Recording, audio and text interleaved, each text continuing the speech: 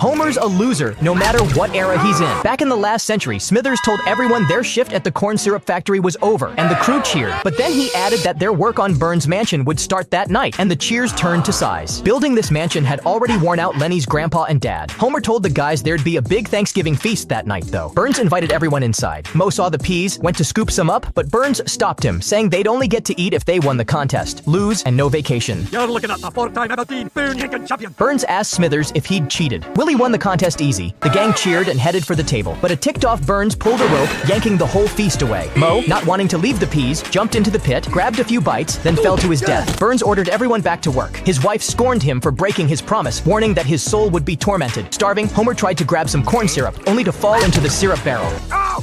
Homer pulled on a chain and ended up killing the workers below. Burns didn't bat an eye at any of it. That night, Burns suddenly heard a bottle shatter. He grabbed a lantern to check it out, and more bottles broke behind. Trying to sleep, he heard weird noises again. He pulled back the curtain. It was just tree branches scraping. But when he turned around, Homer's ghost was right behind him. Burns bolted to the bathroom to splash water on his face, and there was a ghost in the mirror. Willie's ghost popped up in the tub behind him. He ran out, only to get scared by Moe's ghost, trip, and fell off the railing, and crushed his wife to death. He tried to run outside, but all the doors were bricked shut. Burns squeezed through a tiny door, but Homer was already waiting up ahead. The other ghosts appeared behind him too, giving Homer a jump scare. Moe patted Homer to calm him down, then turned right around and scared him again. Surrounded by ghosts, Burns darted into a secret room, hopped in an elevator, and ended up in the kitchen. He'd fixed food for everyone, but as the ghosts passed by, all the food rotted instantly. The only dish that'll fill our bellies is your soul.